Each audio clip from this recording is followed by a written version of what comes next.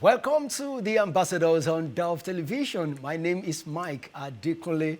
Discussions and issues around politics and governance are issues and discussions that we are not meant to jettison or not to, be part of. They are issues of life. That is the truth. Issues of governance, issues on politics are issues of life.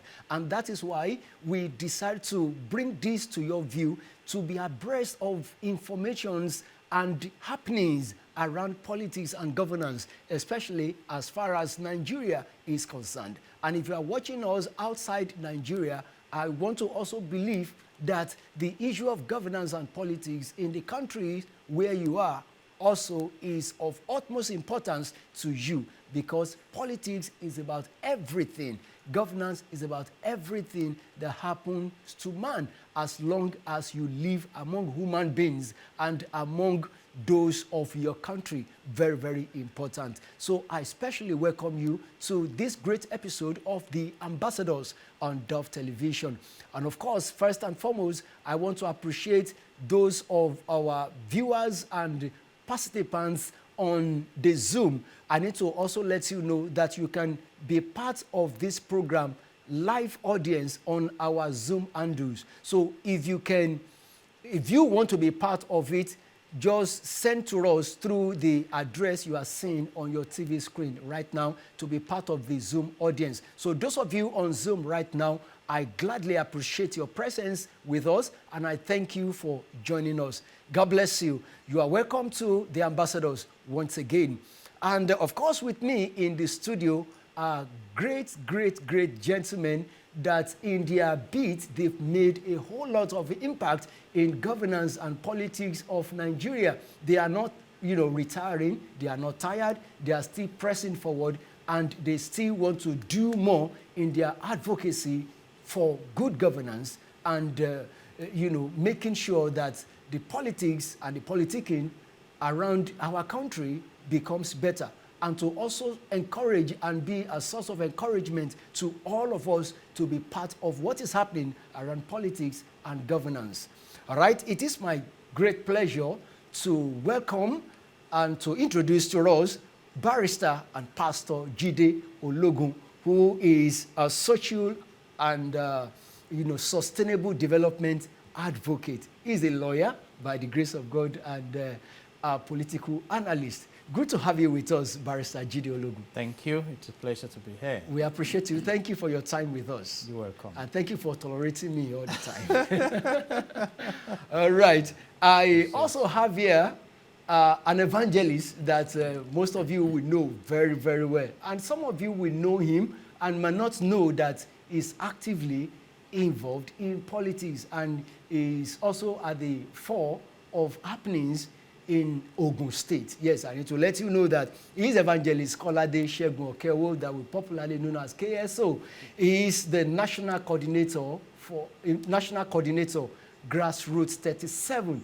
Good to have you with us today. Thank you very much. I'm glad too. Yeah, thank you. This is somebody who is a drama evangelist. And saying, no, I'm not going to remain as a drama evangelist, because happenings around politics also will affect drama ministries. So, and whatever whatever we need to affect us, we need to get involved in it as well. Right. So I welcome you, gentlemen. Thank you so much for your time. Thank you. We appreciate you. All right. So the topic of discussion on this episode is the need for Christians in politics. The need for Christians in politics. There have been, issues around the fact that should Christians be involved in politics at all? To what extent should Christians be involved in politics? And so many minds and, how should I put it now, erroneous beliefs around Christians getting involved in politics. We will try as much as possible to throw light into some of these issues with the help of the wonderful, gentlemen with us, on the program. So I would like to start from a pastor before I move to an evangelist. All right, Barrister Ologun, should Christian come near politics at all, based on what is happening and what we are hearing around politics? Let's lay the background. In Genesis chapter 1, verse 26, God said, let us make man in our own image, and let this man have dominion. You see, and in verse 27, he made man in his own likeness. Male and female created he them. In verse 28, he blessed us, said, be fruitful, multiply, replenish the earth. And Psalms 24, stanza 1 says, the earth is the Lord and the fullness thereof. So God is interested in the affairs of the world. In fact, that Genesis 1:26 is a reflection of divine politics. Let us. God did not just wake up to take a decision that, let's, no. He has no beginning, he has no end. He has planned everything. He consulted the Trinity that let us. And that brings us to the definition of politics. Okay. Politics has to do with the activities surrounding the governance of a nation or an area of an organization. Whether you talk of the church or organization, politics is everywhere, in the families, as long as you are interested in the affairs of that community. And what is governance? Governance is the engagement of resources to provide for the people. Or you may say it is the formulation and implementation of policies. And talking about why Christians should be involved. Yeah. God is interested in the earth being replenished. In fact, Proverbs 29 verse 2. Proverbs 29 verse 2 says, when the righteous are in authority, the people rejoice. And do we have examples in the Bible? Yes, we do. You look at Joseph, who became the prime minister of Egypt, in Genesis chapter 41, verse 41. If you move to Genesis 47, you will read how this young man fed Egypt, prevented famine, and delivered the goodness of God to the people. And we have other comparisons. Okay. So whether you like it or not, you are first a human being before you even choose your religion, whether to be a Christian or to belong to other religions. And finally, on this session, I want to refer us to 1 Peter chapter 2, verse 9. 1 Peter chapter 2, verse 9 says, for ye are a chosen generation, a royal priesthood, a peculiar people, that God has called out of darkness into his marvelous light to show forth his praise. So and as we go on, we make mention of the likes of Daniel, the likes of David, the likes of, people who were actively involved in the affairs of societies to ensure that the name of God is glorified, because poverty, hardship does not in any way glorify the name of our Heavenly Father. So my argument to start with is that Christians are strongly part of politics, whether they believe it or not. Okay, let me now move to the evangelist.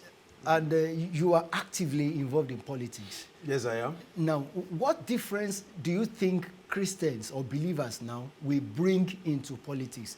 I want to try as much as possible to stick to that word believers, because not all Christians are believers. Thank you very much. You also mentioned righteous, when righteous. So I want to be taking you on, what is your definition of a righteous man? Let's hear from I'll still come back to that. Let's hear from the moment you are born again, the Spirit of Christ is transferred into you. Okay. I'm talking about people who are genuinely born again now. The Spirit of Christ is transferred into you. Now, that Spirit of Christ is the Spirit that governs. The Bible says government will be upon his shoulder. Something in you wants things to be good. Something in you wants to see things being done the right way. And so, when that kind of person comes into politics, he's looking for how things can be well. And we're talking about government here. Government controls the life of the nation, the citizens, from the womb to the tomb. From the day you are born till the day you are dead, government controls your life. I put something on the social media some months ago. I said, when you are born, you are not born until government says you are born. And when you die, you are not dead until government agrees that you are dead. Because it is the government that will give you a birth certificate. The same government will issue your death certificate. So it means that government controls your life from the womb to the tomb. So how do you now say that I shouldn't be a part of a system that controls my life, the entirety of my life, from the womb to the tomb? Why shouldn't I be part of that? Now, I also say that government, the power of government, is next to the power of God. And that is proved carefully, is proved expressly in Genesis chapter 11. There's a story there, the story of the Tower of Babel. Some people came together and they said, come, let us. The moment any group of people come together and they use that statement, come, let us, they are about to take over a power that is closest to God. Because it was God that first made that statement. Come, let us. So whenever any group of people say, come, let us, they are about to take over a power that is next to the power of God. And God saw their intentions. Their intention was wrong. Now, what they were going to do is okay as far as God is concerned, but the intention was what was wrong. And that was why God confused their language. God saw that they will do what they said they will do. God said, these people, what they are saying they will do it because they have taken over a power that is next to the power of God, the power of government. Yes. They were able to, they were about to form a government. And once they form a government, they become second in command to God. So if we are talking about a power that is second only to God, for crying out loud, Christians cannot afford to sit back and watch. Because that government can do and undo. We are here today because government permits us to be here. If they had not permitted us... If government has not permitted us to be here, I wouldn't be here. If there has been a curfew, you wouldn't be here, I wouldn't be here. If there has been a lockdown, if government says the lockdown is continuing today, we witnessed that a couple of years ago. We witnessed it. During the lockdown, yes, we didn't come to the government office. says don't go to church, and so be it. Government says don't go to the market, so be it. Don't enter public transport, so be it. That's powerful. That's powerful. And that power must be translated into something good for the lives of the citizenry. And that's why Christians must not sit back. We must participate. Okay, I'll still come back to you. Since you are involved in it, you'll be telling us how Christians can be involved. But then, to what extent can Christians be involved?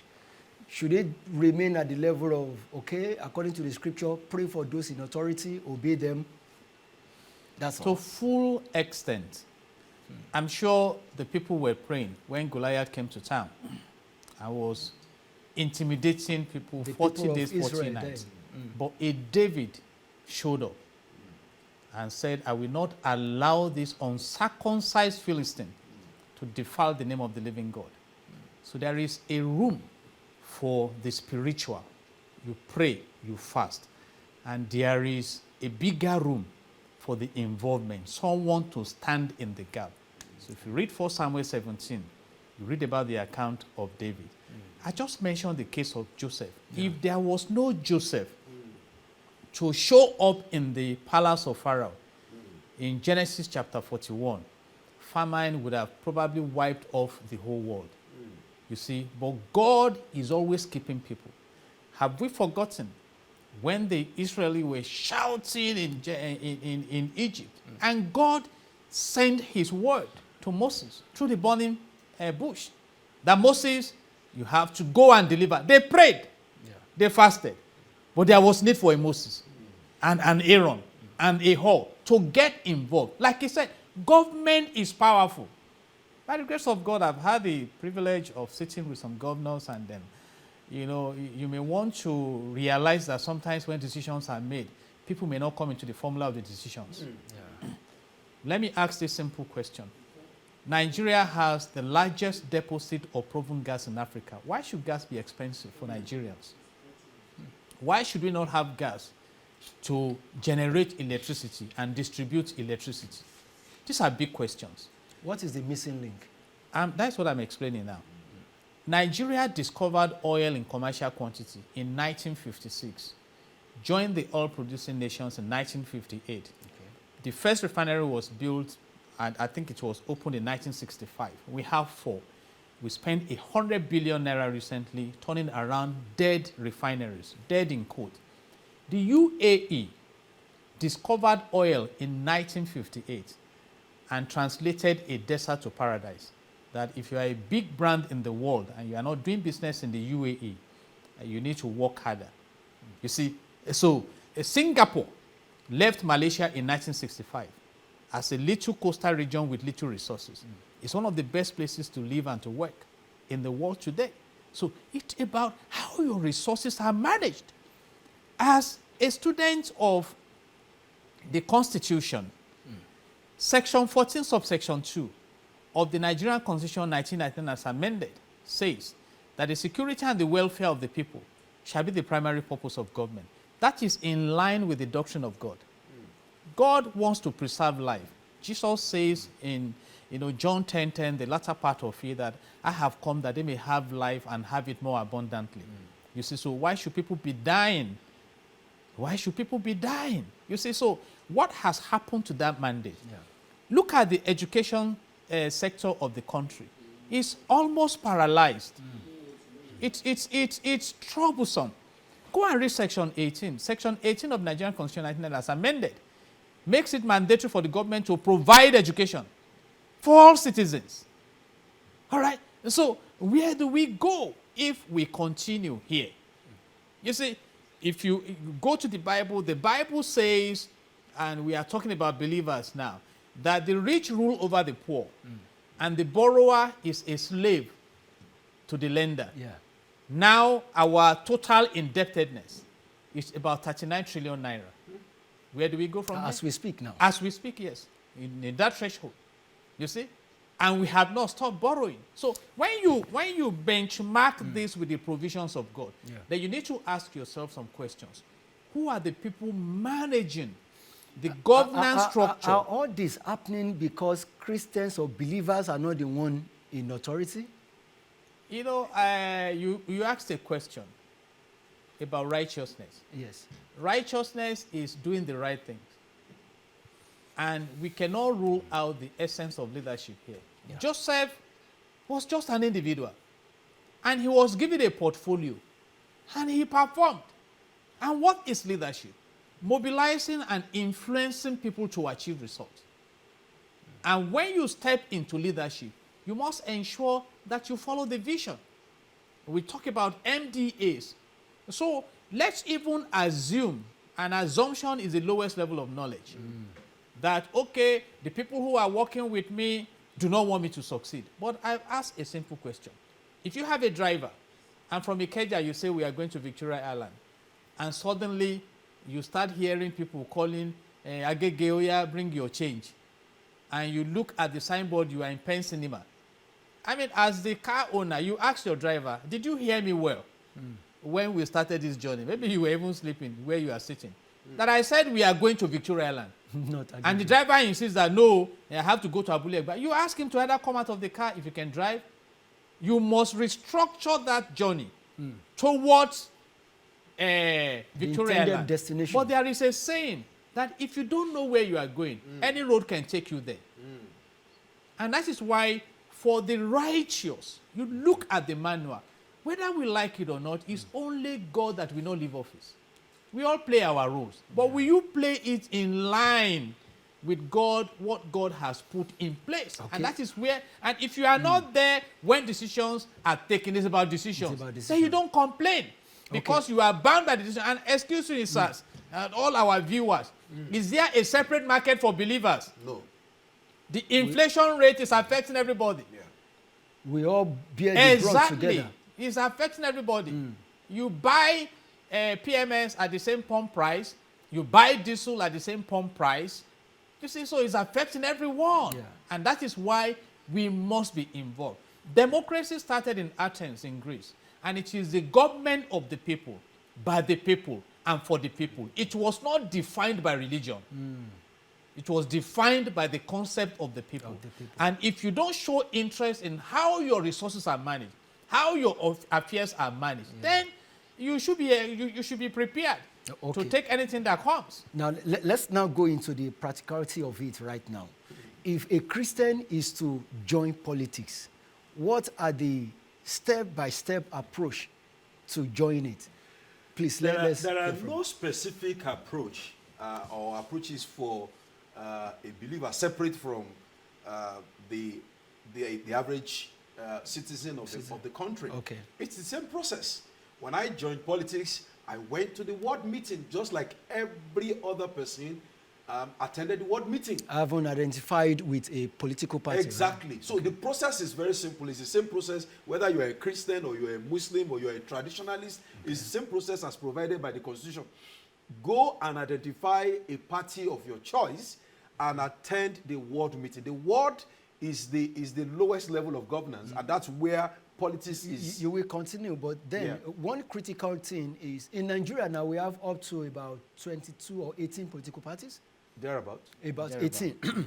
Now, what will form my choice of a political party, or what should form my basis of deciding on a political party? Unfortunately, the kind of political parties that we have in Nigeria are not developed based on ideologies. Okay. They are developed based on interest, the desire to rule, the desire to wrestle power to take over power. That's what has defined, the political parties that we have today. And that's why I believe very strongly that people of like minds should gradually get into these political parties. It takes time to change, the concept of a political party, but it does happen. It does happen. It's possible to change the concept of a political party. By the time you have enough people and you control a larger percentage of the membership of the party, you can begin to tailor the mindset of the party towards a particular direction. Okay. So this thing is becoming a little bigger now. Now, because if we say believers should join politics, yes, where are they going? Are they going into the party to form organs of the party, or they are going to take power, probably from governorship, maybe for contesting for governorship seat, senatorial seat, and what have you. Help us break it down. Let me correct a wrong impression that a lot of Christians have about politics. The impression that a lot of people have about politics is contesting election. Okay. Politics is beyond contesting elections. It's more than that. There are people who will not contest elections, but they are political gladiators. They are decision makers, but they don't ever contest. In fact, I tell people, I said, the troublers of this nation don't contest elections. Wow. The troublers of this country do not, mark my words, the troublers of this country don't contest elections. What do? They sit back and they play the game like a chessboard. They take decisions. Who gets what? Who becomes who? They don't contest election. I don't want to mention names here. There was a big man in Ibadan in those days. You know who I'm talking about. Yes, he never contested elections. But no governor at that time will wave him aside. Now, contesting election is minute aspect of politics. Why did I say that? Okay. I take Ogun State as an example. How many people are contesting election in Ogun State? How many? 40 human beings. 40 human beings will be elected. Just 40. Just 40. And we're making all the noise. We're doing all the all the paparazzi. 40 human beings. The governor, the deputy governor, 3 senators, 9 House of Representative members, and 26 House of Assembly members. All 40. 40 people will be elected. But can I tell you, when the governor wins election, he has capacity to appoint more than 1,000 human beings into different offices. Wow. So when Christians come and say, I must be the governor, God told me I must be the governor, in a particular state in the southwest of Nigeria, I belong to an advocacy group that went to speak to Christians who wanted to contest election. 27 or 28 believers, God told all of them that they will be the governor of that state. God told all of them. And our God is not an author of confusion. At the same time, God told all of them that they will be governor. And we appealed to them. You can't all be governors. There are other things you can be. And can I tell you, in a party, there are structures, there are party structures from the ward level to the local government level, to the state level, and final, even at the zone, you still have zonal level. For example, southwest, northwest, and all of that. Zonal level before you have the final level, which is the national level. Okay. At all these levels, people fill offices. Every ESCO, in my party, for example, there are 27 members of the Ward ESCO. Now, these are powerful people. They don't contest elections. Of Ward ESCO. Ward ESCO. And somebody will not say the chairman, the national chairman of a major political party in this country was disgraced. At his ward level. From his ward. From his ward. Sure. From his ward. He was removed by his ward chairman. Now, these are the places where Christians should go. Not God told me I must be president. God told me I must be governor. No, sir. Go and become a ward executive. Join the party. Become a national delegate. Become a state delegate. Become a ward delegate. By the time decisions are going to be made, these are the people who will make decisions. Sometimes we elect people into office. We elect a governor. And we're looking at the governor. We're shouting, the governor is not doing enough. The governor is not doing enough. And he calls himself a Christian. He calls himself a child of God.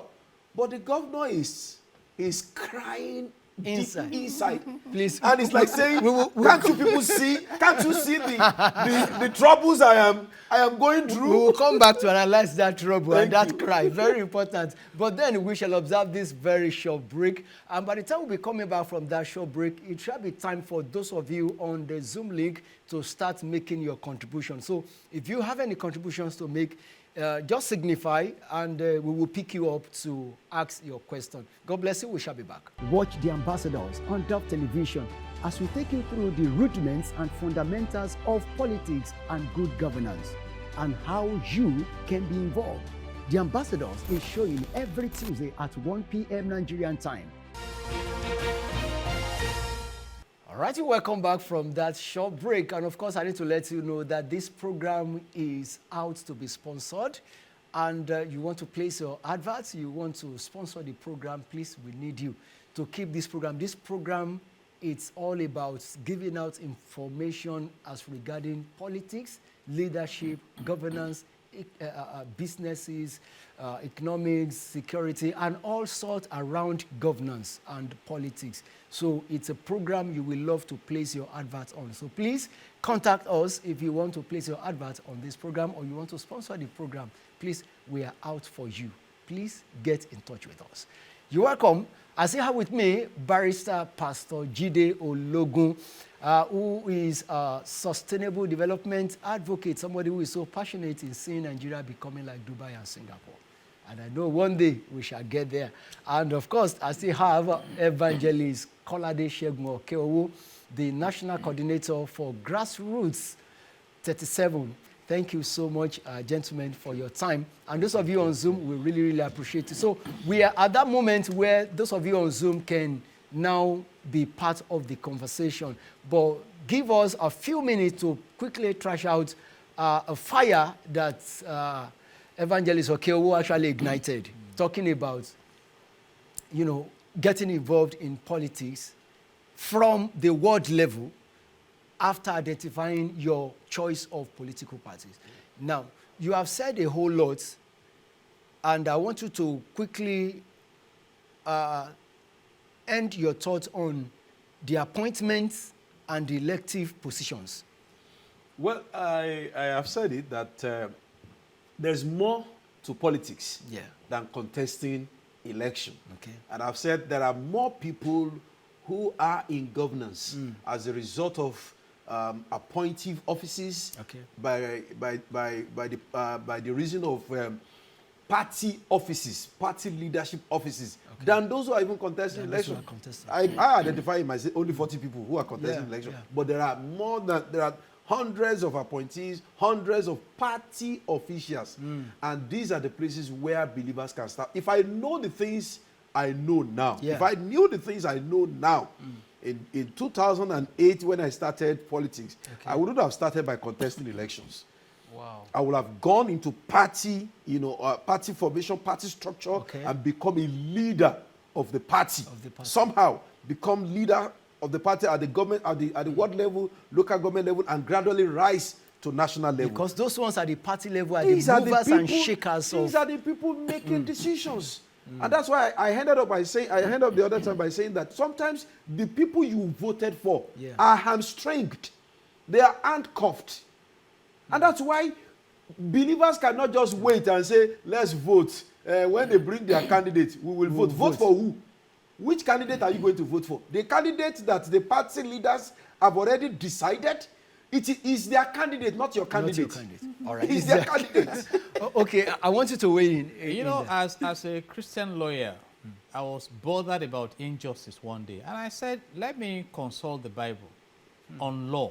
Okay. And I came across Habakkuk chapter 1 verse 4. And I want everyone to go and read it. Okay. Habakkuk chapter 1 verse 4. Okay. It says that therefore the law is paralyzed because the wicked outnumber the righteous. Child. So they prevent justice from coming forth. Habakkuk 1:4. Write it down now. Habakkuk 1:4. Yes. And I bowed my head. So why won't you be involved? Why won't you be involved? That the law, go on, KJV, that therefore the law is paralyzed because the righteous is hemmed in by the wicked. So you go in there with best of intentions, you turn this way is hyena, turn this way is tiger, turn this way is lion. You maintain your lane. But if you have the relevant support, for example, we are talking about House of Assembly. If we have about 60% of the House of Assembly members who want the right thing done, you throw it to debate, you know where what will come out of it. But in a situation where for example, where 20 out of 109 senators are thinking of the people, and the remaining are thinking of their bank accounts to contest higher positions. And out of the 360 House of Reps members, they want to see people suffering so that they can be, you know, the ones that are successful in society. How do you move in such a terrain? And like you said, start from the ward level. Right now, let me ask Christians, who is your ward councillor? What is even the title of your ward? To start from there. How many of you know your local government chairman? What do you know about how your affairs are managed? We need to start knowing some of these things. Exactly. You should be there. You should be there so that when the discussion starts, you can go in and say, no, I'm not interested in this. This is how we go about it. And let me bring in public relations here. There are people we call opinion leaders. Okay. And like Evangelist who rightly mentioned, when you become an opinion leader, then you can show them the light that no, our discussion here may benefit us. But what about the people? What about when they get angry? What about if we do this thing? What about if we develop our society? Sometimes I imagine that I have never had the opportunity of traveling out of Nigeria. Then I may not know what prosperity is all about and just believe that, okay, maybe this is what God has for us. I was in Ontario, in Canada, the Niagara Waterfalls. I go there and I ask God, that God, when do we develop the tourism potential of our country? 24/7 business going on. Millions of dollars coming into that environment. I think they generate about 10,000 megawatts of electricity just to ensure that that business is sustained. You see? So, and this, imagine what happened recently. That the UAE identified sponsors of Boko Haram, prosecuted them, convicted 6, 3 to life imprisonment, 3 to about 10 years in prison. And in my great country, the most blessed country in the world, we have told the world that we have identified about 500 sponsors of terrorism, and we have not mentioned the name of a single one. Talk less of prosecuting. In almost 1 year. I mean, that is not righteous. All right, let's get to those that are watching us on Zoom right now. Michael Adebayo, your hands are up. So please, over to you. Unmute yourself and go straight to the point in 30 seconds.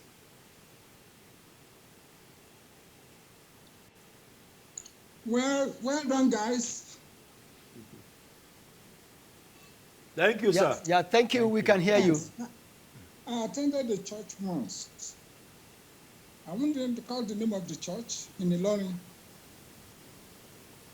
I actually, was transiting from Kaduna then to settle down in Ilorin, trying to look for a good church. And the first service I attended, the pastor said, if there's any member of this church is involved in politics, I will communicate him or her. That was the last time I attended the church. But you know what? Not too long after that, the powers that be in that town gathered together to cancel the seal for all the papers of concerning that church. They almost took over that land. Not the church didn't have correct papers, but there we are. That is one example. Another example, I grew up in Sierra Leone.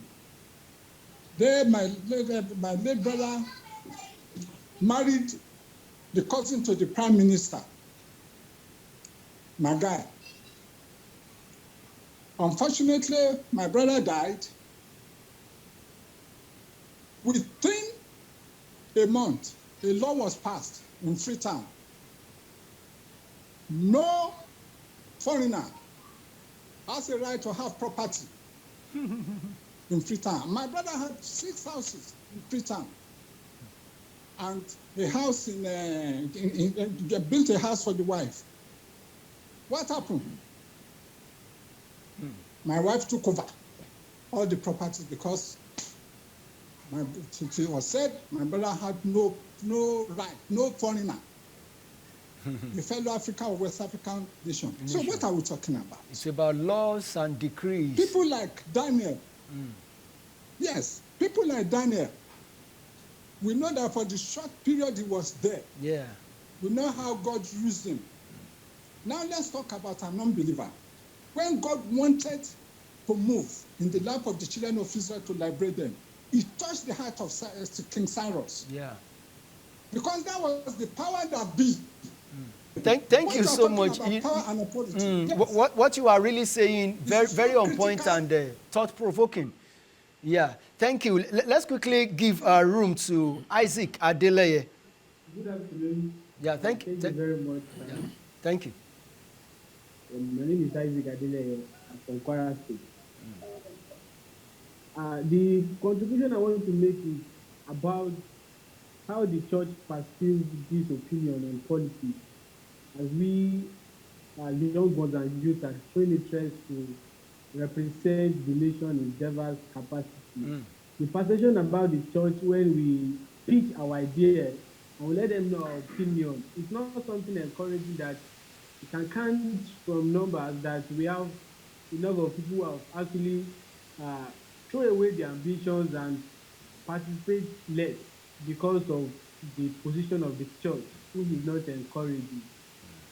And it's so saddening that the other religion are always there to support whoever want to represent and participate in politics. As Daddy has already said the other time, we know that any composition or anything actually given by the government is what we all yield to, whether we like it or not. My contribution is that the church is not something that is giving a very good encouragement. And I want to also have as a question, how can we go ahead in ensuring that whenever we want to pitch ideas to the church, that we want to go pastor of assembly, we want to go pastor of representative, church stand as one of the determinants of our emergence. Because we know that in church we have diverse families and diverse people from different regions, which they can always help us share our ideas and thoughts, contributing both to spiritual, financial, and every ramification. How can the church be 100% involved? How can we go viral that no denomination will be against Christian being active in politics? All right. Thank you so much. Thank you, Adeleye. In fact, just in addition to what you said, it's becoming my fear these days, and the gentleman here will help us out. I want to believe this politics thing will not get to divide the church. I'll rest my case on that. But let me attend to this third person. Kolawole Olasukomi, please. quickly, so that our panelists here can respond to all the issues being raised. So go ahead, please. Olasukomi. Good evening, sir. I'm very happy about this program, and I want to thank the barrister and our daddy, Evangelist Okewo. Thank you very much for sharing light and some of the things we don't really know, we are being educated about. I also want to thank the management of the church for putting this forward. It's a very, very educative platform. My question, I want to go on the issue of godfatherism in politics. I study political science in school, and I understand that the impact of godfatherism in politics will always have some positive and some negative aspect of it. And as a matter of fact, when you check the issue, I want to base it on Nigeria as a whole, the issue of godfatherism in our society in Nigeria, you see that the ends, most of the time, is always destructive. And when you now look at our youth getting involved in politics nowadays that are not economically buoyant, or they don't have that financial capacity to go, they just want to be under a godfather who they know very well that, yes, he has the financial capacity to launch them to their political scene. But as Christians, sir, how do we handle this situation? Bearing in mind that we, the youth, some of us, we have that sincere heart to go for politics. We have that mindset.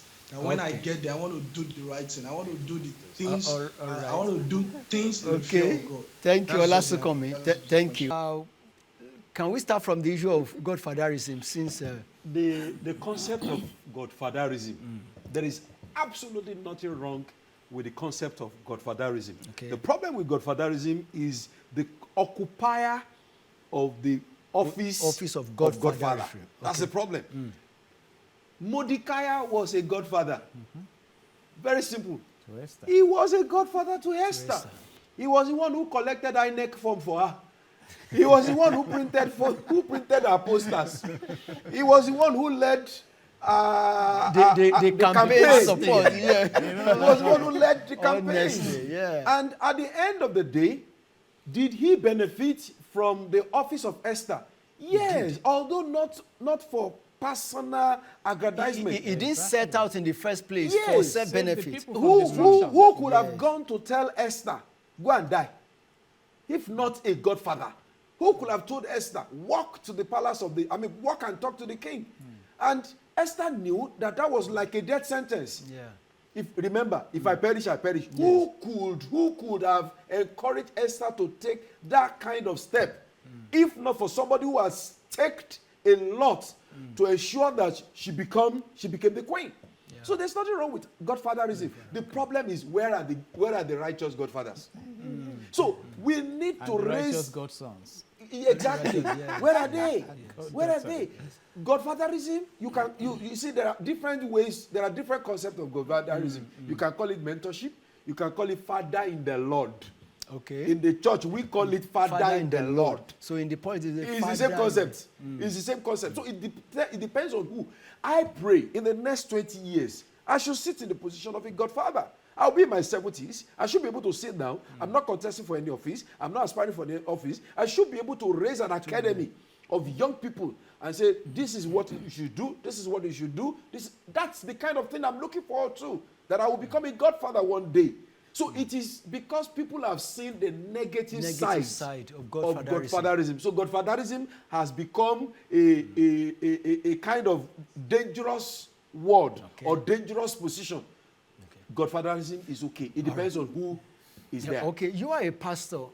So how will you encourage believers under you, just according to the question of Adewale now, to participate in politics? Because he lamented on the fact that even churches are not helping the matter. You know, Evangelist Okewo has spoken to the female gender through the analogy of Esther. Let's go and study Esther. Let me talk about Joseph.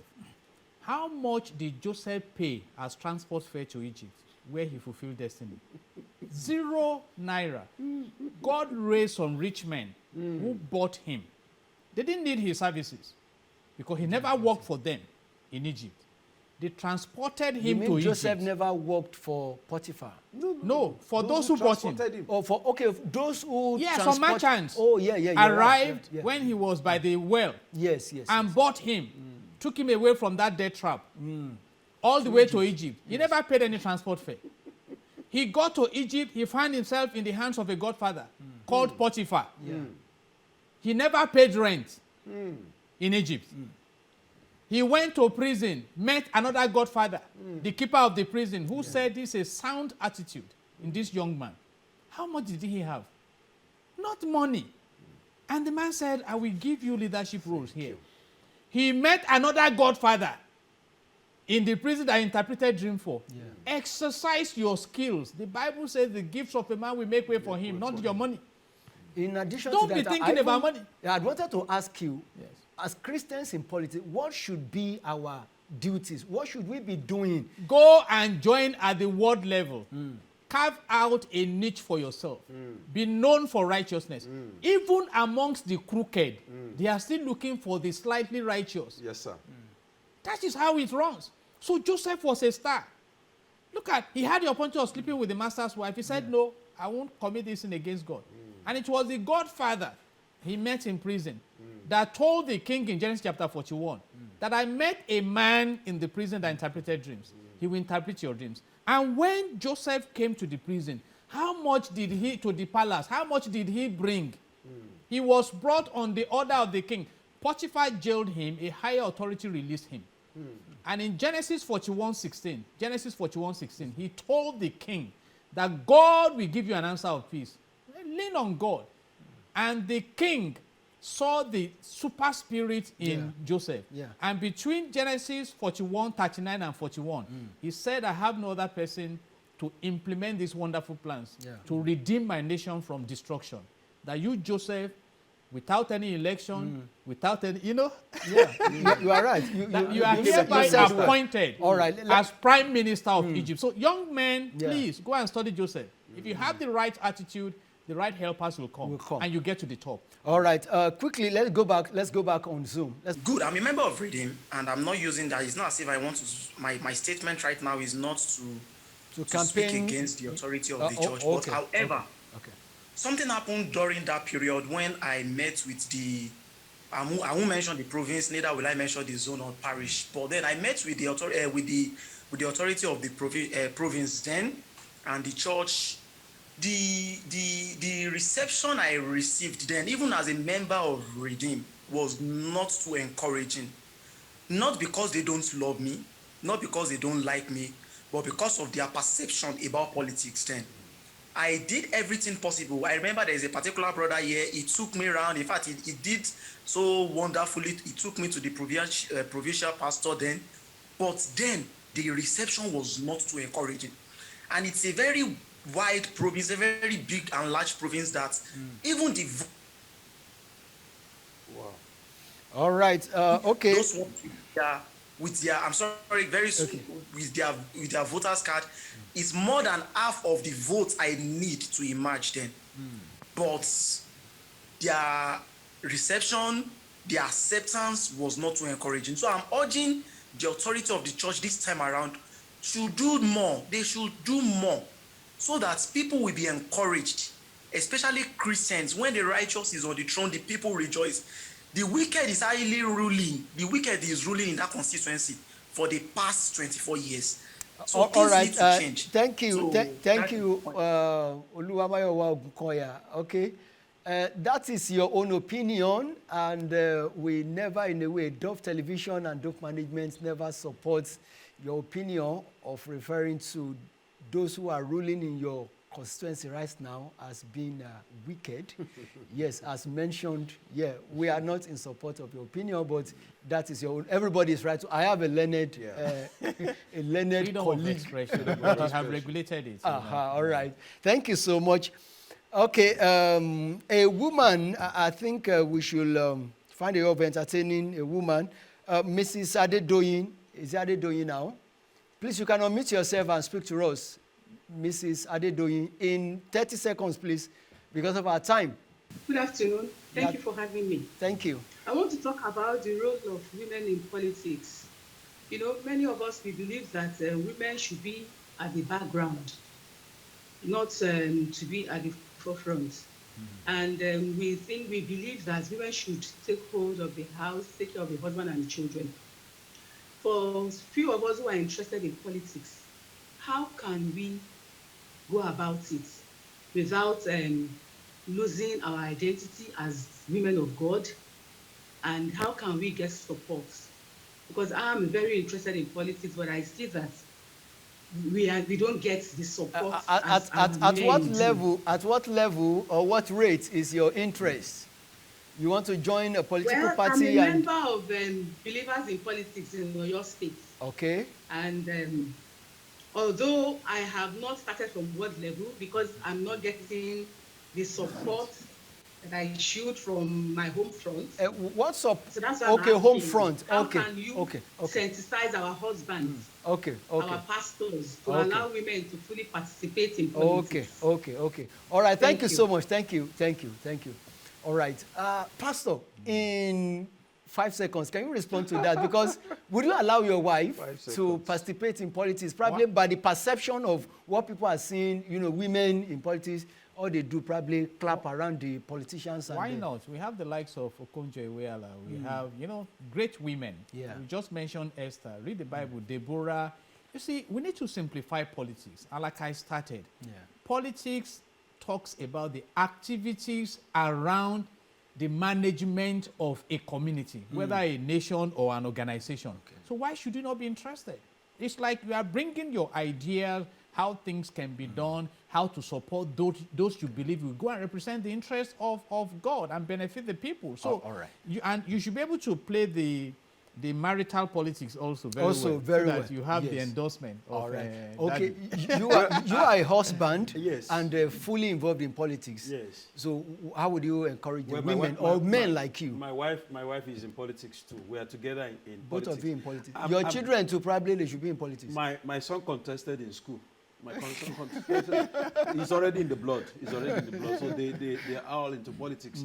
Now, I'm glad she mentioned Believers in Politics. Yeah. Fortunately, I'm also the national president of the organization she mentioned, Believers in Politics. It's the same thing that I'm listening to from these people, from all those who have spoken. Okay. I need support. Now, what the aim is contesting. What do you need support for to join politics? That is the problem. The average mindset of the believer is on contesting. That's what she's saying, contesting. So I need support. No, join politics. You don't need support to join politics. You don't need support to be What if our husband is not encouraging? No. I'm not talking of that support. Of course, that is sacrosanct. Okay. When I was going into politics, my wife stopped me for almost 3 years. She didn't allow me to go into politics until she said go, and I went. That's okay. That's sacrosanct. Okay. The husband and the wife must agree. You can't toy with that. But what I'm talking about is looking for people to support because you want to join politics. You don't need support like that. All right. Just join at your ward level. Grow a clientele, so to say. Evangelist Segun Okeowo, thank you. Thank you so much. We really appreciate you. Pleasure. And Barrister Pastor Gideon Ologun, thank you so much. I can't thank you enough for your wealth of wisdom and what you've done here, on this program at this episode. Thank you so much. We really appreciate it. Can I conclude with this? You don't need to be great to start, but you need to start to be great. So start today. I like that. Start today. You don't need to be great to start, but start to be great. And then start today. Thank you so much. And this is how far we can go on this particular episode. God bless you till we meet again. My name is Mike Adekunle. Keep watching Dove Television.